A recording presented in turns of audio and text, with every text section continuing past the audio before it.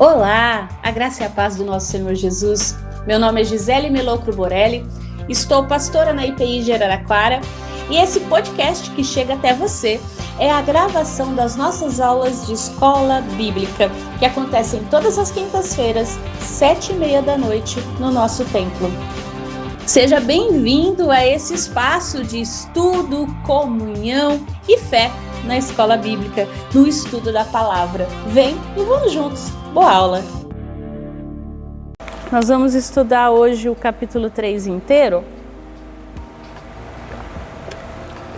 E a gente vai falar aí basicamente, sobre a carnalidade, a imaturidade dessa igreja e as divisões, mais uma vez, afinal é sobre isso, basicamente, que Paulo vai sendo enfático em toda a carta. E aí a gente vai falar sobre o fundamento de Cristo e a unidade da igreja. Aí eu trouxe aí pra gente, as 3 áreas nossas de conhecimento, saber, sentir e agir. Então a nossa ideia aí é para saber identificar, as principais causas de divisão na igreja, a carnalidade, a imaturidade e aprender mais sobre a importância que a Bíblia dá à unidade da igreja.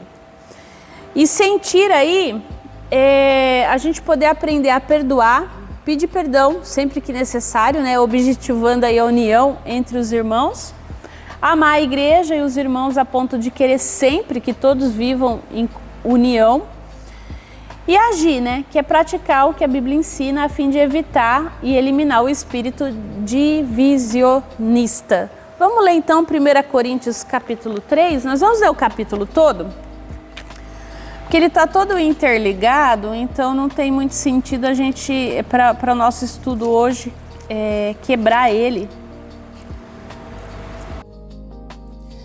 Eu, porém, irmãos, não pude falar a vocês como a pessoas espirituais, e sim como a pessoas carnais, como a crianças em Cristo. Eu lhes dei leite para beber, não pude alimentá-los com comida sólida, porque vocês ainda não podiam suportar, nem ainda agora podem, porque vocês ainda são carnais. Porque se há ciúmes e brigas entre vocês, será que isso não mostra que são carnais e andam segundo os padrões humanos? Quando alguém diz, eu sou de Paulo, e outro diz, eu sou de Apolo, não é evidente que vocês andam segundo padrões humanos? Quem é Apolo e quem é Paulo? São servos por meio de quem vocês creram, e isto conforme o Senhor concedeu a cada um. Eu plantei, Apolo regou, mas o crescimento veio de Deus. De modo que nem o que planta é alguma coisa, nem o que rega, mas Deus que dá o crescimento. Ora, o que planta e o que rega são um, e cada um receberá a sua recompensa de acordo com o seu próprio trabalho.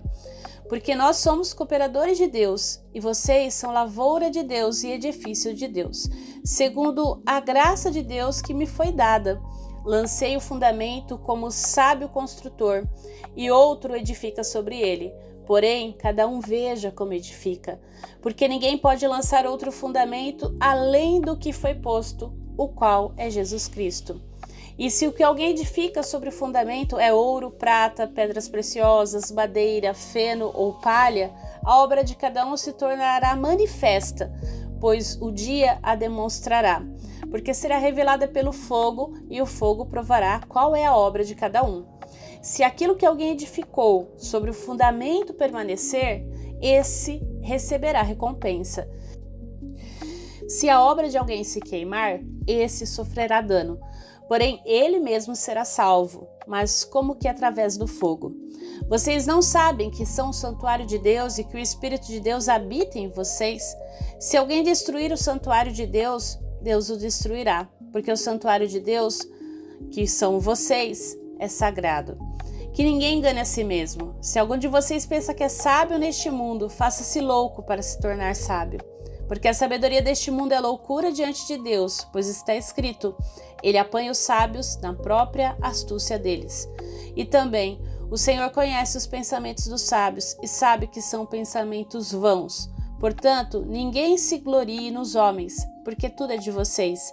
Seja Paulo, seja Apolo, seja Cefas, seja o mundo, seja a vida, seja a morte, sejam as coisas presentes, sejam as futuras, tudo é de vocês. E vocês são de Cristo, e Cristo é de Deus. Amém. Vamos lá. Pensar aqui, né? A gente sempre vai fazer uma introduçãozinha básica só para lembrar, né, aí que a igreja de Corinto estava fragmentada. O motivo então não era uma heresia teológica explícita, né, mas o orgulho, a imaturidade espiritual e a mentalidade secular que os levava a criar facções em torno de líderes. E aqui é importante, né? Paulo, Apolo e Cefas, né? Pedro. E a unidade da igreja não é uma opção, né? O que Paulo vai trabalhar aqui, que é uma realidade espiritual decretada por Deus e centralizada em Cristo. Então, faltar com a unidade é atentar contra o próprio templo do Espírito Santo. Mas antes da gente adentrar mesmo aqui no texto, eu queria trazer um conceito que é importante a gente falar, que eu não coloquei aqui no estudo, mas porque ele não fala no texto, mas que está por trás de tudo isso e que é importante a gente entender, para entender por que Paulo está trabalhando essas coisas aqui, tá? O que é essa maturidade, o que está vindo de fora, né? A gente precisa fazer uma leitura cultural. Tem uma prática no primeiro século do Império Romano, que eu não sei se vocês já ouviram falar, que é o patronato. Quando tem um patrono. Você já ouviu esse termo? Além do Harry Potter, né? Respeito ao patrono, não é esse. Mas existia uma cultura naquela época do patronato. Quando Paulo vai falar aqui com a igreja de Corinto, tudo isso aqui está por trás. Ele não fala na carta, mas o cristianismo confronta. Por quê?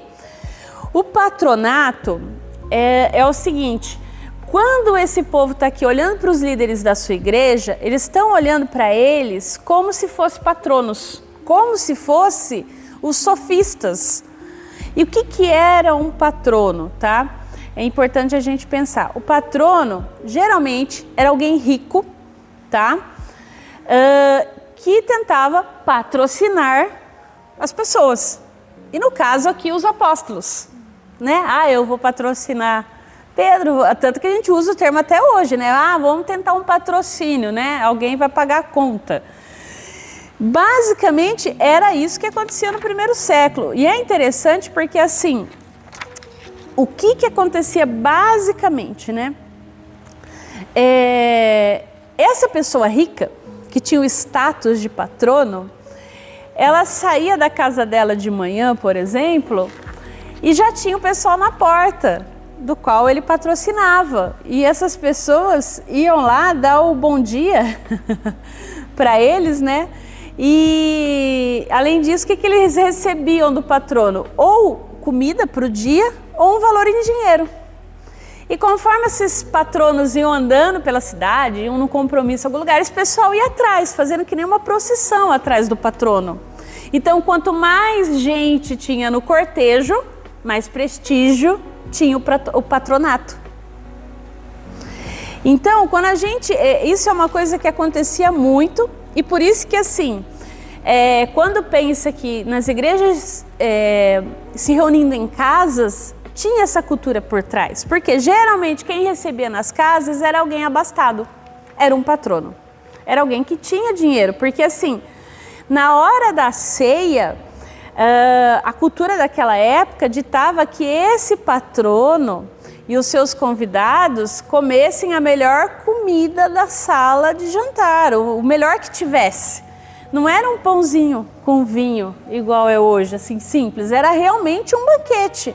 Então você tinha que ter dinheiro para bancar. Então, quando a gente vê, por exemplo, Filipenses, né? A igreja que se reunia na casa de Lídia. Lídia era comerciante de púrpura. Era um tirado lá do povo, era caríssimo. Né? Ter um tecido de cor roxa era caríssimo, porque era muito, muito caro. Então, era alguém que tinha dinheiro. Então, geralmente, as pessoas que recebiam as igrejas na sua casa tinham condição de dar o banquete. Porque hoje, às vezes, quantas vezes, né, Alice, a gente já foi visitar pessoas e fala assim, mas não tem nem um cafezinho. A pessoa, se ela tem um café e oferece e você não toma, ela se ofende. Porque a gente é assim, você quer oferecer o seu melhor para a visita, para quem está ali no momento, às vezes você não tem.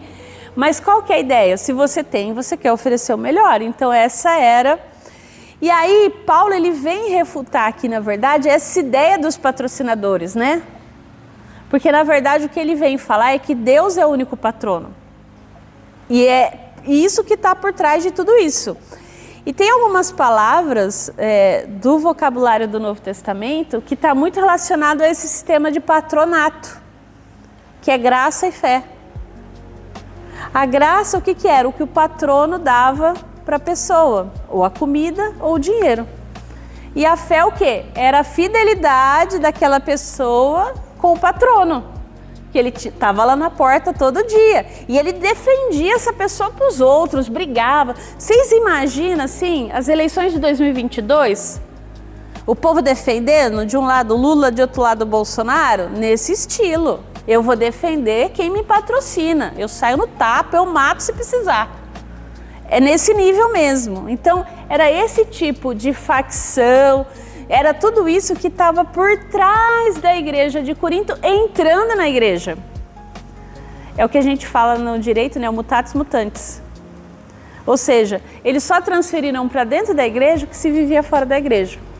Cristianizaram essa ideia, né? E aí é interessante, porque aí a gente começa a entender um pouco melhor o que Paulo começa a falar. E o que ele está tratando aqui, porque ó, vamos lá, primeiro ele vai falar então do versículo 1 a 9, da manifestação da carnalidade. Então ele vai falar da imaturidade e da dependência do leite, né? Então Paulo confronta os coríntios, chamando ele de carnais, que é o sarkinos em grego, e de crianças, né? Nepioi. E a palavra usada para carnais aponta para as pessoas feitas de carne mesmo, fraca até, que ainda operam sobre os impulsos da natureza humana decaída, ou seja, eles se orgulhavam do seu conhecimento, né, da gnose, mas Paulo demonstra que a verdadeira maturidade espiritual se manifesta o quê? No caráter, não na mera retórica. Então não adianta falar que você é cristão. Então quando ele vai falar que o leite indica os rudimentos que eles ainda não haviam digerido devido ao seu estado espiritual retardatário. Por quê? Porque eles estavam trazendo concepções culturais para dentro da igreja e não se deixando ser transformados. Então existia partidarismo, existia divisão, existia torcida mesmo, né? Para um, para outro. Ah, eu sou de Paulo, eu sou de Pedro, eu sou de Céu, eu sou de Jesus. Né? Porque tem aquele que tem que, né, ser mais espiritual. E aí ele vai falar que isso é sintoma o quê? Do partidarismo, né? Ou seja, é o cultural. A cultura invade a igreja. Então, no mundo greco-romano, era comum também os estudantes de retórica e de filosofia competirem entre si ferozmente, defendendo a superioridade dos seus respectivos mestres. Então, os coríntios cristianizaram esse comportamento. Vamos sair no tapa, porque afinal meu mestre está certo e o seu está errado. Aí a gente tem aí a soberania de Deus sobre o ministério, que é o que Paulo vai defender do 5 a 9, né? Ele vai redefinir o papel dos líderes. Ele vai utilizar a metáfora agrícola aqui, né? Ele vai dizer que os ministros não são dono de seitas, são apenas servos, diáconos, né? Por meio do qual os coríntios creram. Então uma planta, que a ideia aqui é Paulo, o outro rega, Apolo, mas ambos são fundamentalmente equivalentes na economia divina. E a eficácia da obra é inteiramente de Deus. Quem dá o crescimento é Deus. Então os líderes são cooperadores, né? Sinergoi, que vem de sinergia. A gente usa essa palavra bastante ainda hoje, e essas palavras que estão aí entre parênteses, né, que eu estou repetindo, diáconos, é o texto grego. Então a gente vê que, né, a língua portuguesa tem origem no latim, que tem muita coisa do grego, então muita coisa ainda faz sentido para a gente e fica mais fácil entender. Ou seja, a gente coopera com Deus, a gente está em sinergia com Deus, mas é sob a soberania e a graça dele. É Ele quem opera, apesar de nós. quando eu falo apesar de nós, eu sempre falo isso, por quê? Porque a gente é pecador, a gente é limitado, a gente tem defeito, a gente acaba muitas vezes também se colocando, mesmo que inconscientemente, às vezes, do lado de uma pessoa ou de outra. A gente não é imparcial, por mais que a gente queira. E que a gente tente, eu falo como ministro, por exemplo, como pastora, eu tenho que olhar o mundo, por exemplo, política, de forma imparcial. Eu vou ter minhas preferências pessoais, mas eu estou aqui no púlpito para pregar o evangelho. É para isso. Só que em algum momento isso pode se infiltrar, é inevitável. E é isso que eu quero dizer com a gente não ser imparcial. A gente pode errar, a gente pode pecar, enfim, né? E aí dessa vez eu montei um pouquinho diferente da semana passada, a conexão com os 3 itens, né? O saber, sentir e agir. Então, a gente precisa saber as causas da divisão. Por que a igreja divide, né? A divisão da igreja nasce quando a carnalidade e a imaturidade espiritual assumem o controle. É o desejo por status, é o culto à personalidade, é a cópia dos padrões de rivalidade do mundo secular que destrói o corpo de Cristo. Sentir, aí o amor e o zelo. A gente deve sofrer pela nossa imaturidade e amar a igreja a ponto de rejeitar qualquer inclinação a torcer por facções ou grupos de preferência dentro da igreja local. E esse é um desafio, porque a gente vai ter mais afinidade com uma pessoa ou com outra. Mas quando a gente está na igreja, a gente tem que entender que todos aqui estão na mesma qualificação. E aí, se a gente trouxer tudo que a gente viu até agora, somos todos pecadores, todos dependemos da graça de Deus, todos dependemos da mensagem da cruz, é a cruz que nos redime, ou seja, a gente está igual em todos os sentidos. Aí, na segunda página, agir, né, que é a prática da unidade. Avaliar se nós temos avaliado nossos irmãos e pastores por critérios puramente humanos. A Gisele é carismática, ela fala bem, ou status, e aí no caso não tem nenhum, né, porque... E nos posicionar para enxergar todos como simples servos de Deus, porque tem muito isso, eu tô na igreja por causa do pastor, aí eu mudo pastor, eu mudo de igreja. Eu entendo que a gente vai ter mais facilidade com algumas pessoas ou outras, mas a gente tem que parar, como que eu estou avaliando quem está aqui na frente?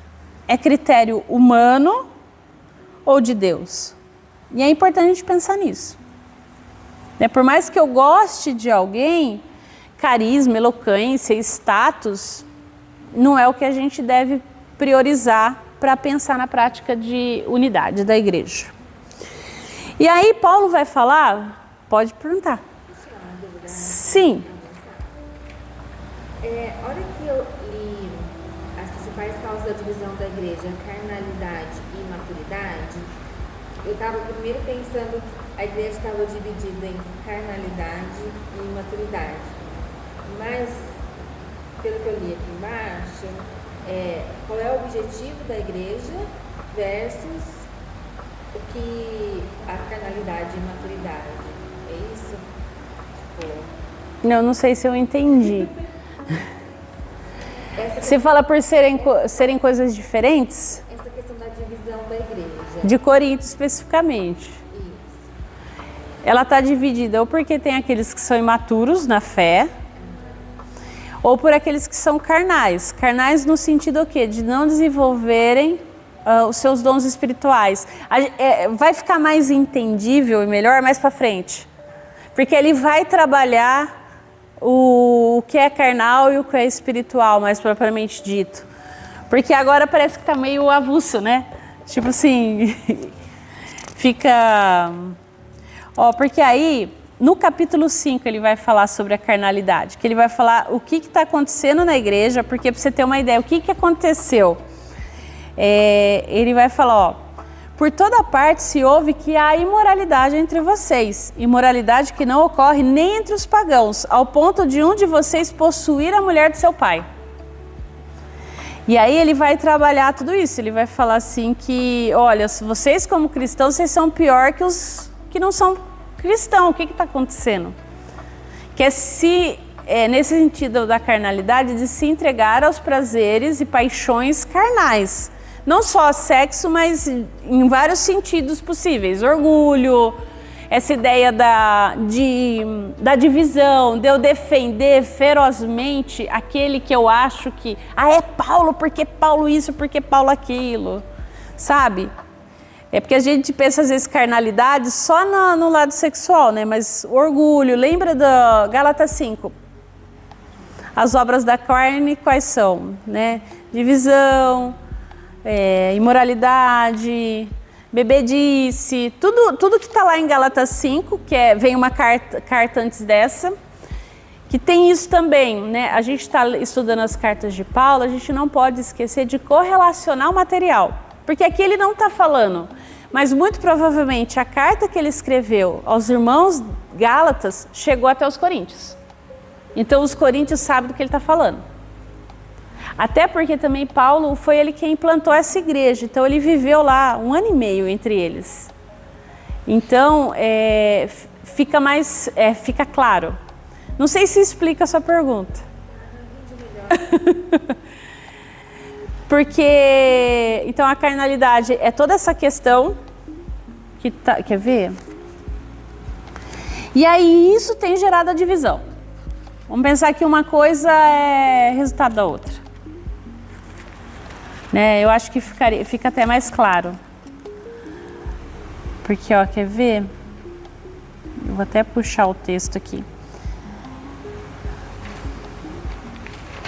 Ele vai falar no caso das obras da carne.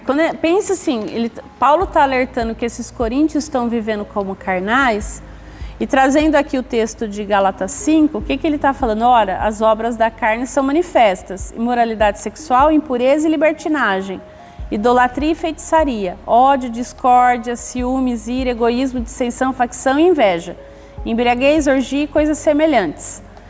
Eu os advirto, como antes já adverti, aqueles que praticam essas coisas não herdarão o reino de Deus. Provavelmente essa carta foi lida na igreja de Corinto. Então esses irmãos sabem do que ele está falando quando ele fala obras da carne, né? Porque parece que é uma coisa assim, tipo, né? O que ele não especificou? Porque ele não especifica, como ele especificou os Gálatas. Tem um contexto. Não tem como a gente está estudando as cartas de Paulo, dentro da teologia a gente chama de teologia paulina, né? A gente vai ver que os escritos dele vão trazer valores, né, implícitos, e esse é um deles. Então sempre que falar de carne é todas essas obras. E aí quando você vê dissensões, que são as divisões, é o que está acontecendo. Cada um é de um partido. E aí está todo mundo querendo defender o seu. Né? Então uma coisa gera outra, inevitavelmente, né? E isso vai mostrar o quanto eles são imaturos, porque ele vai falar, mais para frente, 1 Coríntios 13, ele vai falar, né? Quando eu era menino, eu, né, tinha as coisas de menino. Então, o que ele está falando assim, basicamente vocês param de ser moleque na fé e cresce, porque o Cristo e o cristianismo não é o que vocês estão acostumados a viver aí, né, nas religiões que vocês praticam. Basicamente, é mais ou menos, vou pensar de forma grosseira, né? Ficou claro? Tranquilo? Imagina. E a imaturidade aí deles é essa divisão, que uma de Paulo. Então, de não crescerem, ou seja, de trazerem de fora, trazerem da cultura de fora, cristianizarem isso, mas não redimirem isso. E aí que é interessante, porque a ideia de Paulo aqui é redimir essa cultura de patronato, essa cultura que também está por trás dessa cultura aí de patronato que eu falei no começo, a questão de honra e vergonha. É algo muito sério na antiguidade, né? De dar a palavra e cumprir a palavra, enfim, né? Não é essa pataquada que é hoje, né? Então, Paulo ele vem subverter toda essa cultura que existia, de patronato, de honra, tal. Porque assim, naquela sociedade, por exemplo, a honra era bem mais precioso para um homem do que é hoje. Hoje em dia, né? E a vergonha era um estigma. Então, quando Paulo vem trazer essas coisas aqui, ele vem subvertendo tudo isso. Eu estou preparando um texto sobre isso. É que aí, quando eu vou preparar texto, aí eu vou para o lado mais acadêmico um pouquinho, porque aí eu converso mais com a cultura. Não sei se vocês leram aquele do amor. Então, eu fiquei olhando você publicar. Você publicou? Publiquei, vou pôr no grupo. É que tem assim, lá tá dando 27 minutos de leitura, dá para se divertir. Porque eu estou trabalhando a questão do amor na mitologia grega e o que Paulo vai falar sobre amor. E aí, assim, eu tô escrevendo, de vez em quando eu sento lá, aí como eu estava estudando mais e lendo, eu falo, dá para falar sobre isso, que nesse negócio do patronato. Eu tô escrevendo um texto lá, porque que tá por trás de tudo isso, mas quando você lê o texto, não aparece. Mas que é interessante você entender tudo isso, porque aí as coisas começam a fazer sentido. Muito sentido. Mas vamos voltar ao texto. Vamos voltar hoje aqui, agora. Vamos lá. Deus julga os obreiros, né? No 2. Então, do 10 ao 17, vai falar sobre isso.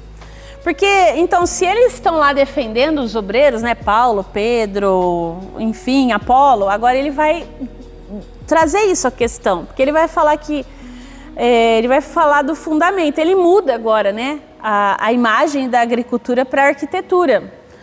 E ele se intitula aqui um sábio construtor.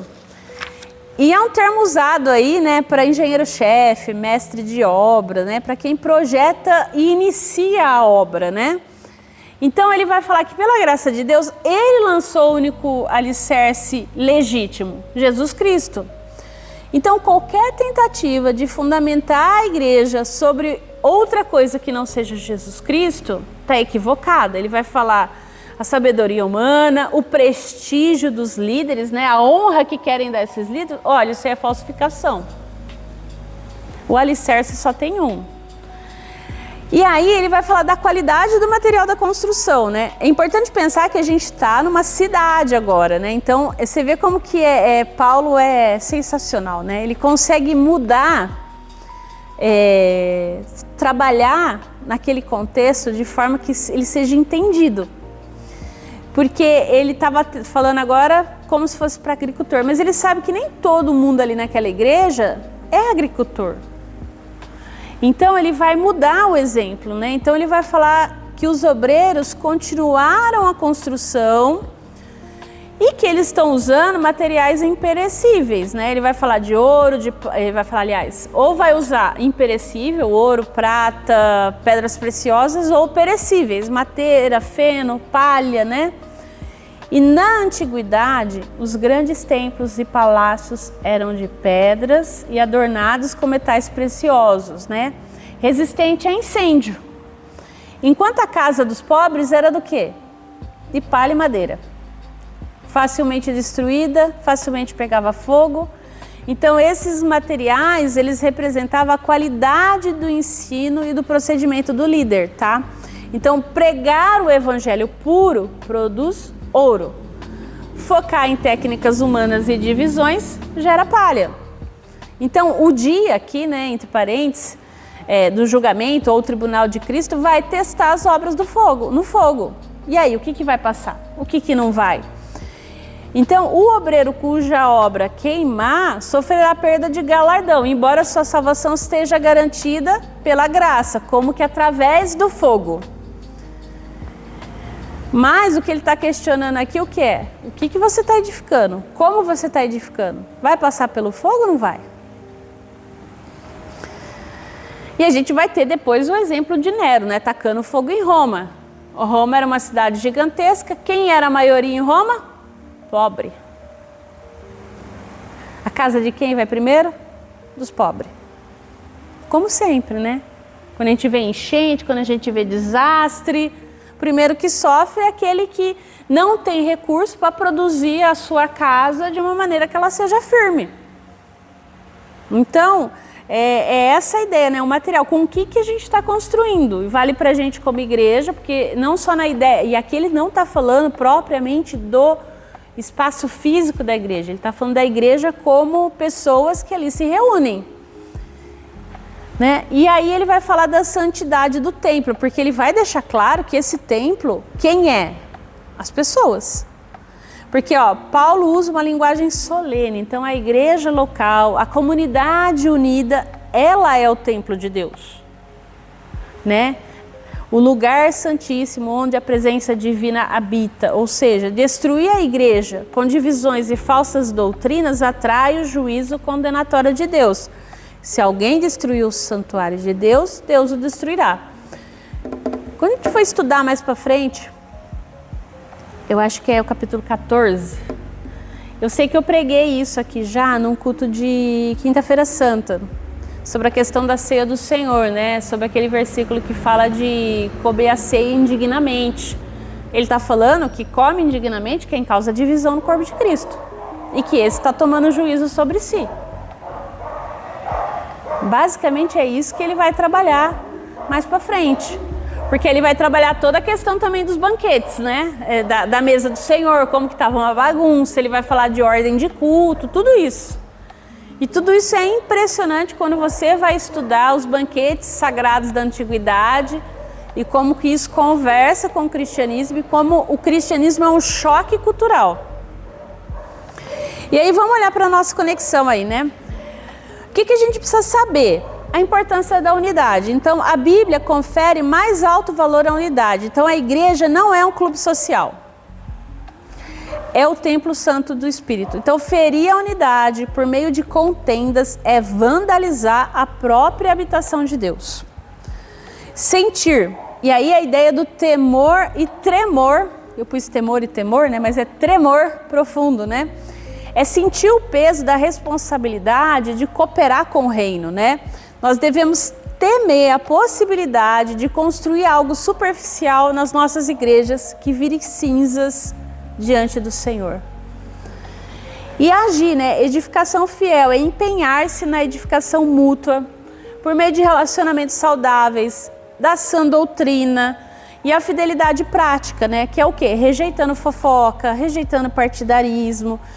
Tudo isso aqui vai agindo como cupim na estrutura da igreja. Porque, né, vamos pensar na estrutura física. Araraquara, que é o lugar que mais tem cupim de solo que a gente possa imaginar. Só lá em casa eu já precisei 2 vezes fazer aplicação de cupim-cida no solo, porque eles vão subindo, acaba com o armário, acaba com umbral de porta. A hora que você vai lá ver o quê? Tá tudo oco. Você tem que arrancar. É isso que a fofoca e o partidarismo vai fazendo. Vai causando isso. Você olha assim, nossa, que igreja bonita, linda, cheia. De repente...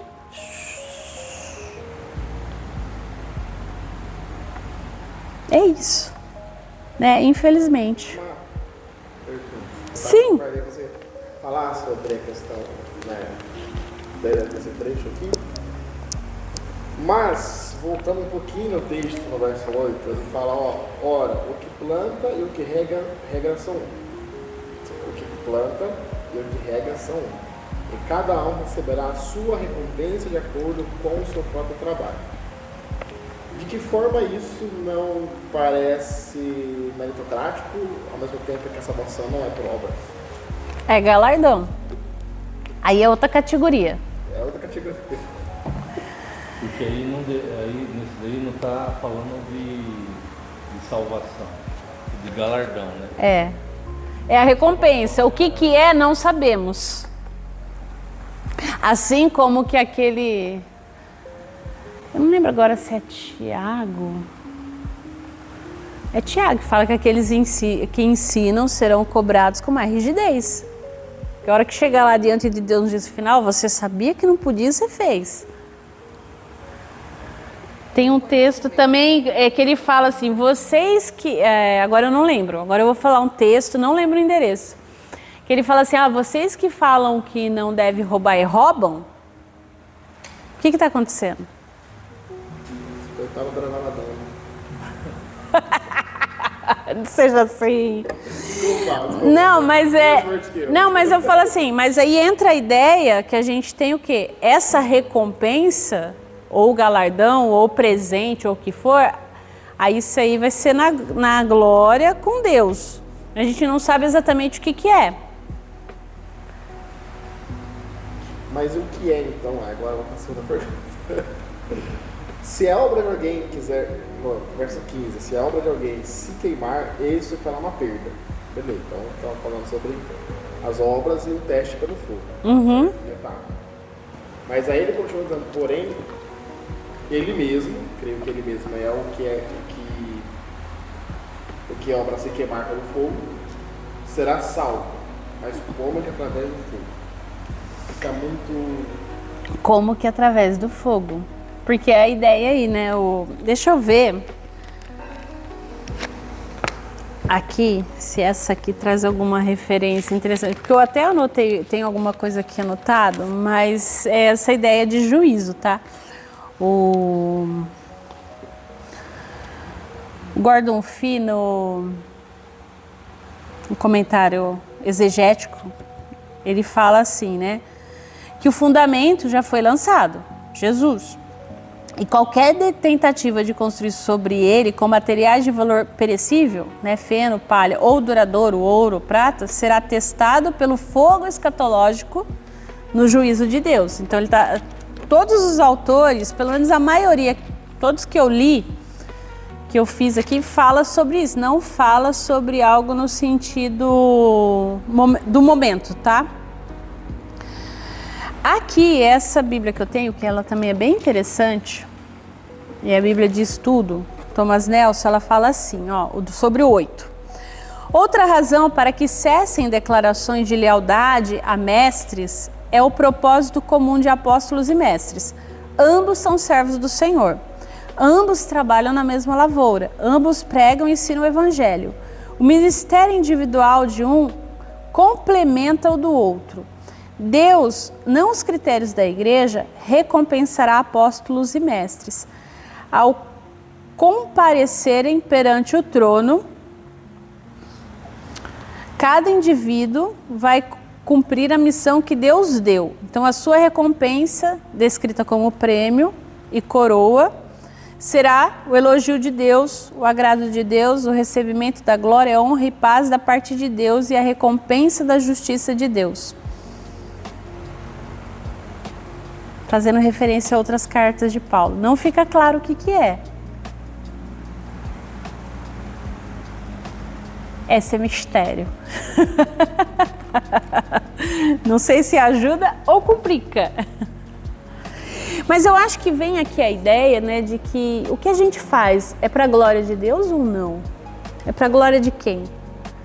Porque, em última instância, a pessoa também pode pregar Cristo não para glorificar Deus. Tem vários relatos que falam, o outro pega Cristo por inveja. Deixa, o importante é que pregue. Então, eu vejo assim, aqui seria mais essa ideia, né, de a Deus toda a glória. Então, a quem a gente está dando glória quando a gente faz o nosso trabalho? A gente mesmo? A nossa eloquência, a nossa capacidade ou a Cristo, né? Eu acho que...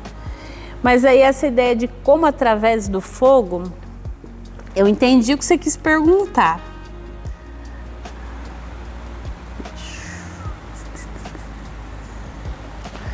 Mas... Esse verso aqui, no verso 15, fica uma charada. Uhum. Ó, a minha tradução, que é a NVI, é diferente. Se o que alguém construiu se queimar, esse sofrerá prejuízo. Contudo, será salvo como alguém que escapa através do fogo. Porque mesmo queimado está salvo. Não tem galardão, mas a salvação não é pelo que você faz, é pelo que Cristo fez. Ficou mais clara essa tradução, um pouco melhor. Eu aposto que o pessoal que defende que no final todo mundo será salvo usa esse versículo.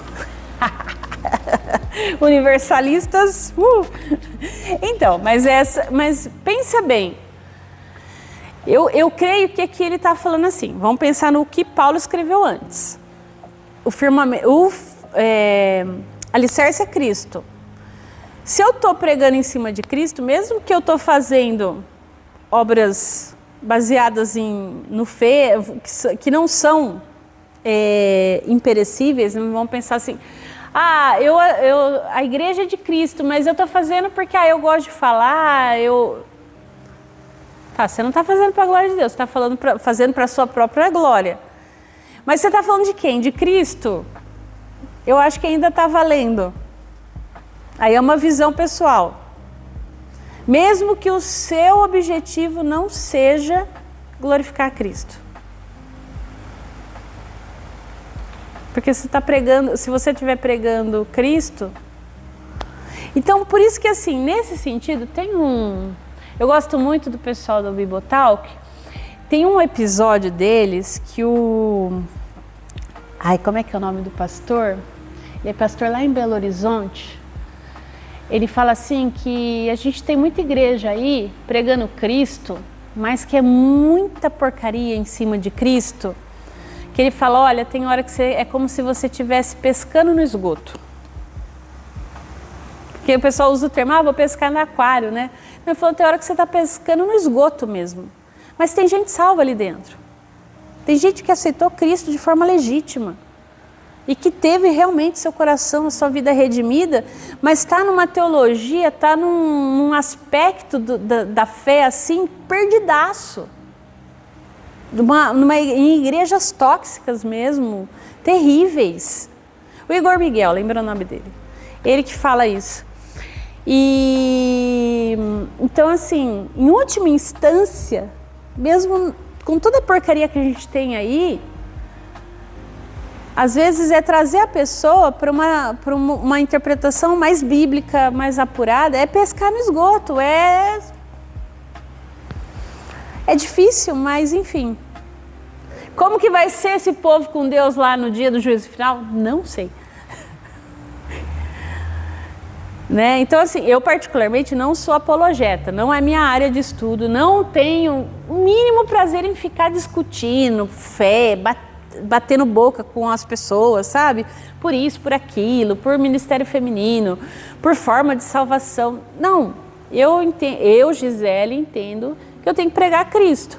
E eu sei que Deus vai me cobrar disso. Mas tem gente que entende outra coisa. Não, eu tenho que pregar, porque tem que ser a doutrina certa, tem que ser na minha igreja, do jeito... E assim vai. Então, quem vai julgar o obreiro é Deus. Eu falo, o que eu interpreto, assim, porque vocês conhecem bem sobre a questão com os meus pais. Jesus é o caminho, minha mãe é a porteira. E controla, julga quem entra e quem não entra, né? Mas eu falo assim, eu acho que Deus tem o dom de salvá-los, porque eu acho que eles não mudam de ideia mesmo, né? Do que eles acham que a Bíblia é. Então, se eles forem salvos, será pela misericórdia, porque são pessoas...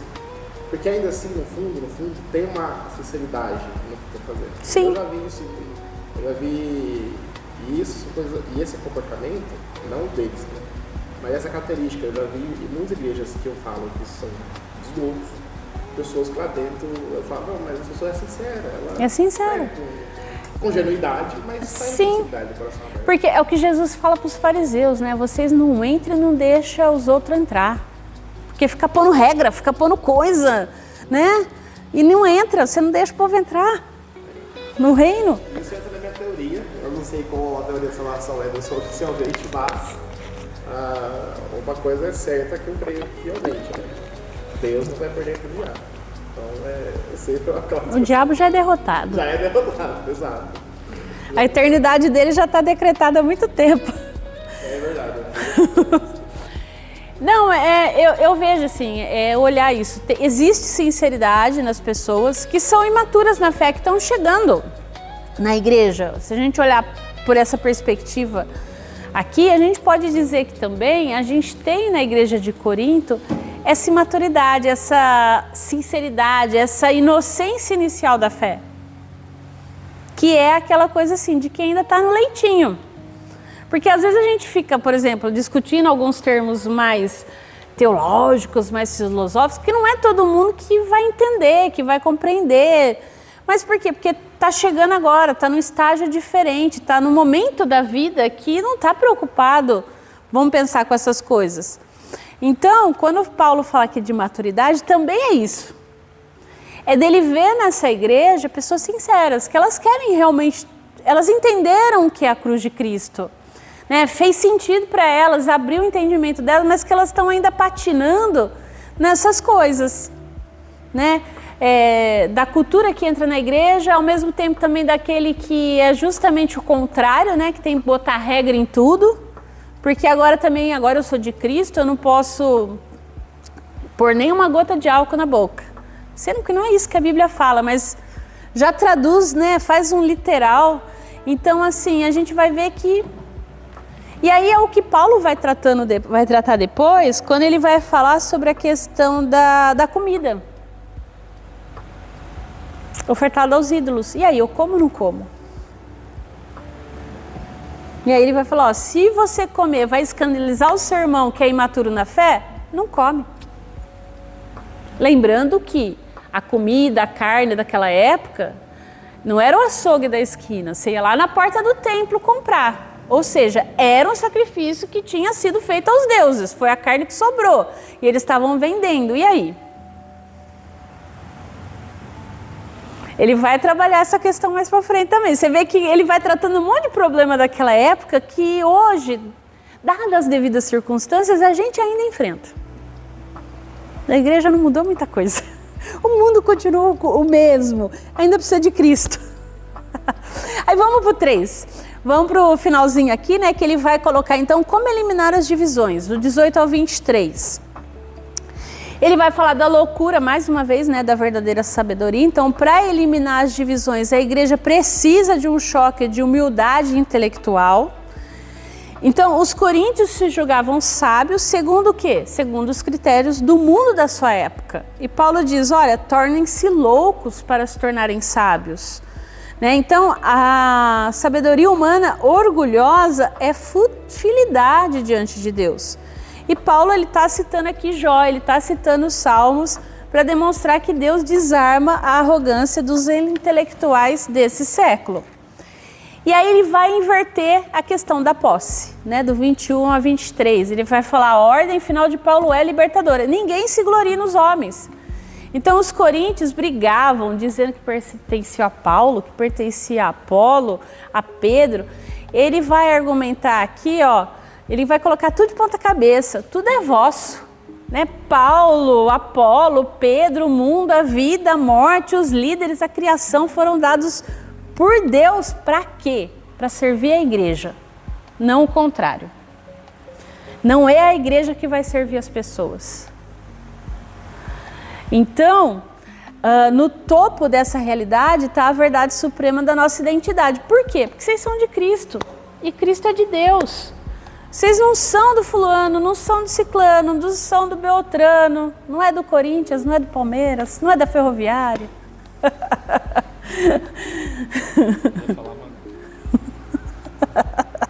Tinha quieto.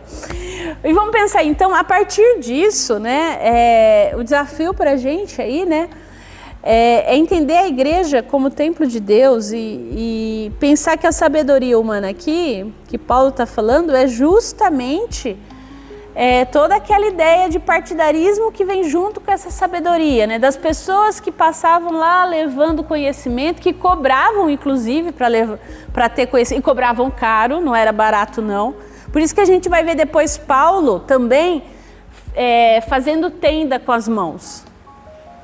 Porque ele vai deixar bem claro para os coríntios que, diferentemente dos outros mestres, ele não cobrou nada, ao contrário, ele só entregou. Isso é um outro detalhe que a gente vai ver mais para frente. Mas vamos lá. A conexão não li, né? Saber, né? Então, qual o remédio para divisões? Então, a cura contra o divisionismo exige desinflar o ego humano e abraçar a cruz de Cristo. É redirecionar toda a glória a Deus, né? que pra gente é algo importante como reformado, né? Só lhe deu glória. E sentir, né, que é o perdão e a reconciliação. Diante da grandiosidade da gente pertencer a Cristo, porque afinal Ele pagou um preço caro para que a gente fosse dele, então pequenos rancores e disputas por espaço, elas vão perder o sentido. O coração do crente deve ser movido a perdoar e pedir perdão sempre que necessário, visando o quê? Manter os laços de paz na comunidade. Qual é a ideia? Se eu errei, eu olhar, pode ser que o outro me feriu, assim, pode ter me batido na face, feito a pior coisa do mundo. Se eu sou de Cristo, na cruz do Calvário, Deus eliminou, levou sobre ele aquilo que havia de pior em mim. Ou seja, eu não sou melhor que o outro. Então essa é a ideia do perdão. Não sendo melhor que o outro, eu consigo olhar para o outro com o mesmo amor de Cristo. Mas aqui é importante pensar que o perdão não é aquela coisa, eu te perdoo, né? E tudo bem. Aqui a gente está falando de paz na comunidade. Então é algo que é bem complexo, não é de uma hora para outra, é uma construção conjunta. Porque também o outro tem que entender aonde errou, né? É a humildade de coração mesmo, né? De estar juntos no mesmo propósito. Puxa, pisei na bola com a pessoa. De pedir perdão e de perdoar, né? E aí agir, que é praticar a união, cessar imediatamente o hábito de inflar discórdias, né? Preferir o irmão em honra, confessar pecado de divisão e focar na herança comum que a gente tem em Cristo. Alguma dúvida nesse sentido? Tranquilo? Porque o que ele está fazendo aí é realmente subverter o sistema de honra e vergonha de Corinto, tá? Porque a verdadeira honra aqui não vem de pertencer a Paulo, Pedro ou Apolo, mas de Cristo. E que isso não é motivo de orgulho, porque em tese, em Cristo, todos somos iguais, só muda o pecado. E aí, para a gente concluir então, esse capítulo, né, de 1 Coríntios, ele desconstrói a nossa tendência caída, né, de buscar identidade em rótulo, em liderança, em frente teológica, de forma exclusivista e soberba, né? Por quê? Porque a unidade da igreja, ela é preservada quando entendemos que Deus é o dono da lavoura. Cristo é o único fundamento do edifício e nós somos tijolos chamados a viver em comunhão sagrada. E aqui é interessante porque a gente pode pensar numa situação também mais aberta,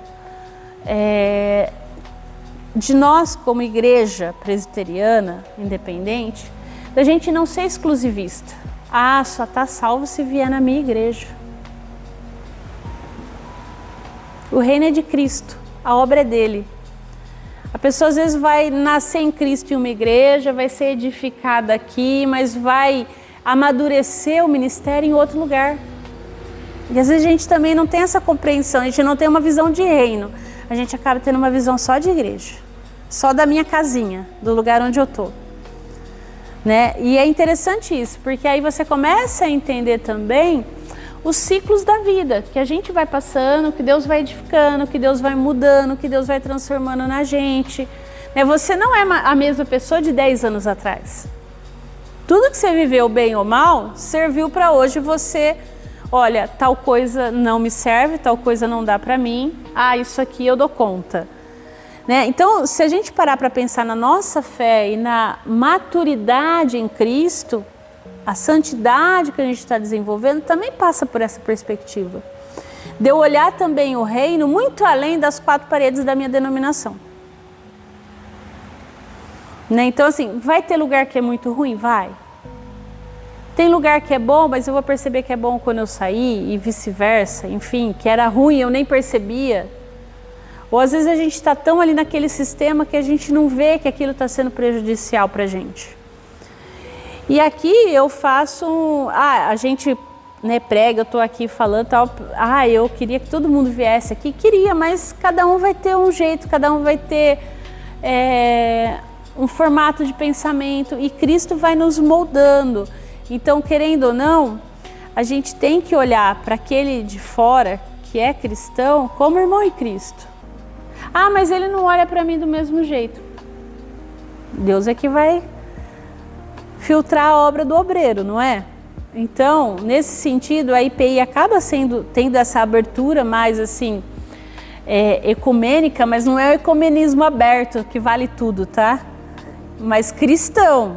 Então, a gente não vai ter problema de sentar na mesa com o padre, com o pastor da Assembleia de Deus, com o pastor de outra denominação e conversar. Mesmo que a nossa forma teológica de entender salvação e algumas coisas da fé sejam diferentes.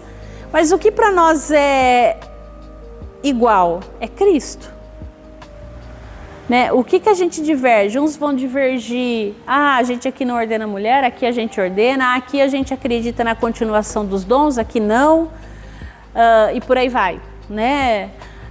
Enfim, aqui a gente entende que a salvação pode perder, aqui a gente entende que pode ganhar, mas no final das contas quem salva? Não é Cristo, é isso que importa. Uma das medidas... Dentro da IPI você vai ter muita divergência também. E uma coisa que eu sempre falo que é importante, como que eu sei que uma igreja é saudável, né? Vamos pensar assim, a base dela tem que ser o credo de fé, né? Lá do credo apostólico, ela crê daquela forma, o resto a gente pode divergir num monte de coisa, mas é pegar o credo, eu creio em Deus Pai Todo-Poderoso, Criador do céu e da terra... Isso é igual para todos? Estamos em Cristo, somos a mesma igreja. A gente pode ter placa diferente, mas isso serve para a gente como termômetro. E aí a questão, se eu sou salvo, tem que ter o jeito certo de você vir na igreja, a roupa certa e tal. É coisa do ser humano, é coisa do obreiro. Aí Deus vai julgar no dia do julgamento final. O que cabe a gente é olhar para Cristo, olhar para a cruz de Cristo, olhar para a nossa carnalidade, para a nossa imaturidade e que a gente não seja o causador de divisões. Porque aquele que é causador de divisões, aí a situação é mais complicada. Que Deus nos ajude a não sermos isso. Amém? Gente, mais alguma dúvida? Alguém quer trazer alguma coisa, falar alguma coisa? Que bom que você nos acompanhou até o final dessa aula. Você ouviu a Escola Bíblica da Igreja Presbiteriana Independente de Araraquara e eu quero convidá-lo a nos fazer uma visita. O nosso culto é aos domingos, às 9 horas da manhã, na Rua Rui Barbosa, 10.074, na Vila Xavier. Que Deus te abençoe e te guarde. Até a próxima!